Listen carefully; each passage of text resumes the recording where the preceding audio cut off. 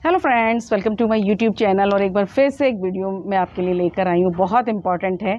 और देखिए, बेर का पौधा है, अब उसमें फ्रूटिंग की टाइमिंग आने वाली है, यानी कि सितंबर में उसमें फ्लावरिंग स्टार्ट हो जाएगी। तो उससे पहले पहले हमें दो काम करने हैं, बहुत इम्पॉर्टेंट है अपने पौधे को बचाने के लिए और ज़्यादा से ज़्यादा फ्रूटिंग लेने के लिए आपको ये काम करना पड़ेगा। मेरे पास बेर के 3 प्लांट्स हैं। एक तो रिसेंटली मैंने अभी लगाया ही, वो आपके साथ शेयर किया, तो उसमें तो मैं फ्रूटिंग नहीं लेने वाली हूँ। मे भी एक अगर फ्लावरिंग होती है तो 1-2 से ज़्यादा मैं उसे नहीं रखूँगी। एक की मैंने रिपोर्टिंग की है और एक ये मेरा प्लांट्स आप देख रहे हैं, बहुत पुराना प्लांट है। आई थिंक 5-6 साल हो गए और मुझे बम्पर फ्रूटिंग करता है। मैं कभी भी अब बेर जो है ना मार्केट से नहीं खरीदती हूँ, क्योंकि मुझे पसंद ही नहीं आता है। अपने घर का जो लगा हुआ होता है ना, अगर आपने 1 से 2 पौधे लगा लिए तो आपकी फैमिली की पूरी रिक्वायरमेंट को पूरा कर देते हैं। अगर आपने अभी भी नहीं लगाया है तो बहुत बेस्ट टाइमिंग है, आप वो लगा लीजिए। बट इस वीडियो में हम जो मैं शेयर करूँगी वो आपके साथ है कि कौन से 2 स्प्रे हैं जो हमें करने हैं। तो वही सारा कुछ वीडियो में। वीडियो पसंद आए तो प्लीज़ लाइक शेयर सब्सक्राइब जरूर कीजिए, ज़्यादा से ज़्यादा शेयर कीजिए। देखिए फ्रेंड्स, बारिशों की वजह से हमारे पौधे में बहारें तो आ ही जाती हैं, हरा भरा हो जाता है पौधा।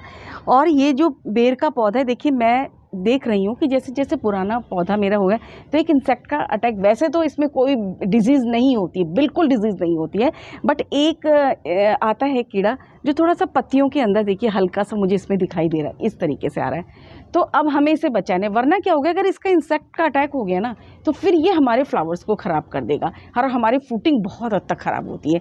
तो सबसे पहला स्प्रे हम करते हैं साफ़ का। साफ़ से मेरा मतलब कोई भी फंगीसाइड का आपको करना है, कोई भी फंगीसाइड आप लीजिए, ट्राइकोडर्मा लीजिए, साफ़ लीजिए। कई लोग पूछते हैं मैडम साफ़ ही जो आपके पास हो उसका आप इस्तेमाल कीजिए, बट हाँ करना ज़रूर है, क्योंकि बारिश का टाइमिंग है। फंगल इन्फेक्शन की वजह से भी हमारे पौधे बहुत हद तक ख़राब होते हैं। मैं कहती हूँ काफ़ी जो ख़राब होने का रीज़न होता है वही यही है, रूट रॉट की प्रॉब्लम हो जाती है ये फंगल।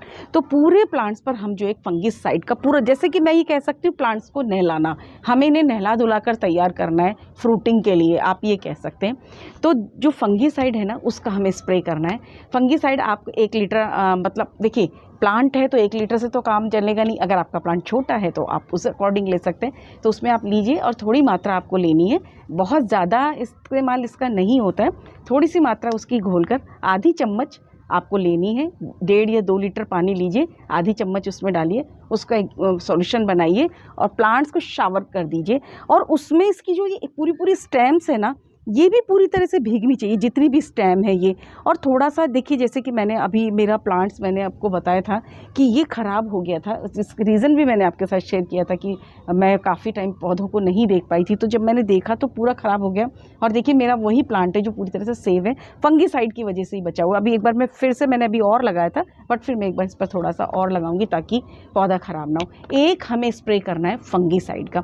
मान के चलिए आज आपने आज कर दिया तो फिर 1 वीक के बाद हम इस पर करेंगे दूसरा स्प्रे, और वो हम करेंगे। फ्रेंड्स, एक चीज़ मैं आपको शेयर करना भूल गई, हालांकि मैंने ये काम कर लिया था और मैंने आप लोगों को बोला भी था कि आप ये सब काम कर लीजिए। प्रूनिंग मोस्ट इम्पॉर्टेंट है। मैंने अपने प्लांट की जो है प्रूनिंग कर दी थी। तो अगर आपने प्रूनिंग नहीं की है तो अक्सर हमारे प्लांट्स में कुछ डेड ब्रांचेस भी हो जाती हैं, उन्हें निकालना बहुत ज़रूरी है। और साथ ही हल्की प्रूनिंग अगर आप करेंगे तो क्या होगा, मल्टीपल जो है हमारा जो ब्रांचेस बनती है, अगर आप उस पर प्रूनिंग कर देंगे तो बहुत अच्छे से उस पर ब्रांचेस बन जाएंगी। जितनी ब्रांचेस बनेंगी, एक तो उससे ना प्लांट हमारा हेल्दी रहता है। जब हम इसकी कुछ पुरानी शाखाओं को काट देते हैं, उस पर जब नई शाखाएँ बनती हैं तो देखिए वो हेल्दी तो होंगी। तो ये काम आपको करना है, प्रूनिंग भी ज़रूर करनी है। और प्रूनिंग करने के बाद फंगीसाइड से सील करना भी उसको ज़रूरी है। आप ये देखिए, अगर आप पहले आज जैसे मान के चलिए आपने प्रूनिंग कर दिए तो 2 दिन बाद आप इस पर स्प्रे कर दीजिए, बट फंगीसाइड को लगाना ज़रूरी है। आप चाहें तो उसी दिन भी आप स्प्रे कर सकते हैं, बट उस ब्रांच को सील ज़रूर करें, वरना क्या होगा कि ये जो ब्रांचेज़ है ना ये डाईबैक हो जाएगी। और पता चले, अभी तो हालांकि वैसे बारिशों के सीज़न है, कम होता है ये सारी चीज़ें, लेकिन आप जो है इसे थोड़ा सा सील करें। आपके पास देखिए फंगीसाइड, मैं कहूँगी मैं ये नहीं कहूँगी इसके अल्टरनेट में आप कुछ और रखें। अगर आप फ्रूट प्लांट्स लगाते हैं और गार्डनिंग करना पसंद है तो फंगीसाइड को ज़रूर रखिए। ये इंपॉर्टेंट चीज़ है, आपको रखनी ही पड़ेगी। मैं ये कहती हूँ कि इससे ना आप मरते हुए पौधे को भी ज़िंदा कर सकते हो। ये चीज़ मैंने अपने इस प्लांट पे भी की थी, पूरा मेरा प्लांट ख़राब हो गया था, बट फिर से मैंने इसको एक तरह से कहते हैं इसकी वजह से ही जिंदा रहा। तो आपको प्रूनिंग नहीं की है तो आप उस प्रूनिंग के काम को ज़रूर कर लें। उसके बाद फंगिसाइड का एक स्प्रे कर दें और फिर 5 दिन बाद या 6 दिन बाद आपको फिर एक काम और करना है। इसके बाद हम करेंगे एक नीम ऑयल का स्प्रे, यानी कि नीम ऑयल का स्प्रे भी बहुत इंपॉर्टेंट है। देखिए आप चाहें तो जो आते हैं केमिकल वाले आते हैं उसका भी स्प्रे कर सकते हैं, बट जब ऑर्गेनिक से ही काम चल रहा है तो हम क्यों केमिकल का स्प्रे करें। अगर कई बार होता है कि प्लांट्स वाकई बहुत ही इमरजेंसी अगर हो गई कि कई बार देखिए मैं भी वो कभी शेयर करूँगी वो सारी चीज़ें भी होती तो प्लांट को बचाना ज़रूरी है, उस समय आप कर सकते हैं। लेकिन नॉर्मल है, आपका प्लांट बिल्कुल हेल्दी है, कोई दिक्कत नहीं है, तो आप नीम ऑयल बहुत इफ़ेक्टिव है। इसकी आपको 5 ml लेने, यानी कि 1 टेबल स्पून आप मान के चलिए। आप 1 लीटर पानी लीजिए, उसमें आपको एक छोटी चम्मच जो चाय वाली जो हम होती उसको लेना है और 6 से 7 ड्रॉप्स जो होती है आपको जो शैम्पू होता है उसकी आपको इसमें मिलाना है और एक शेक कर लेना है। क्योंकि देखिए शैम्पू हम इसलिए मिलाते हैं, ये ऑयल होता है और ऑयल जो पानी पर तैरने लग जाता है और वो सॉल्युबल नहीं होता, यानी कि मिक्स नहीं होगा, इसलिए हम उसके अंदर शैम्पू या कोई भी जो बर्तन धोने वाला विम जेल आता है कुछ भी इस्तेमाल आप कर सकते हैं, यानी कि 6 से 7 बूंदे। तो उससे क्या होगा वो आसानी से जो है उसके अंदर घुल जाएगा। उसके बाद पूरे प्लांट्स को फिर से एक बार आप शावर कर दीजिए और आप चाहें तो स्टेम पर हल्का, देखिए क्योंकि ना इन दिनों में अक्सर ना चींटियाँ बहुत आने लग जाती हैं, तो आप चाहें तो स्टेम के ऊपर भी हल्का हल्का सा ना, मैं अभी इस काम को करूँगी कि कॉटन से थोड़ा थोड़ा जो कॉटन से या किसी भी कपड़े से जो है इस पर एक नीम ऑयल की जो है एक लेयर मैं अक्सर फ्रूट प्लांट्स पे अपने लगाती हूँ, एक प्रोटेक्शन के लिए, एक प्रोटेक्टिव लेयर के लिए। तो ये जो दोनों काम है आपको ज़रूर करने। नीम ऑयल का स्प्रे कीजिए और साथ ही साथ जो है आपको इस पर फंगिसाइड का स्प्रे करना है और प्रूनिंग कर लीजिए। ये काम आप पहले कर लीजिए, फिर सितंबर में जो है देखिए बहुत गर्मी हो रही है, बहुत ज़्यादा ह्यूमिडिटी हो रही है, तो ये काम आप कर लीजिए। आपका प्लांट की एक प्रोटेक्शन लेयर बन गई है, फ्लावरिंग्स अच्छी होगी। अब आपके जो फ्लावर में कीड़ा लगता है, फ्रूट्स में कीड़ा लगता है, वो बिल्कुल नहीं लगेगा और फ्रूट ड्रॉप होने की प्रॉब्लम भी काफ़ी हद तक जो है कम हो जाती है। तो ये छोटी सी चीज़ मैंने आपके साथ शेयर की है। हालांकि अभी इसे फ्रूटिंग के लिए हम तैयार करेंगे और उसका वीडियो भी मैं आपके साथ जल्द शेयर करूंगी कि इसको फ्रूटिंग के लिए कैसे प्रिपेयर करें। पहले अभी 2 आप स्प्रे कीजिए, उसके बाद वो मैं नेक्स्ट वीडियो लेकर आऊँगी।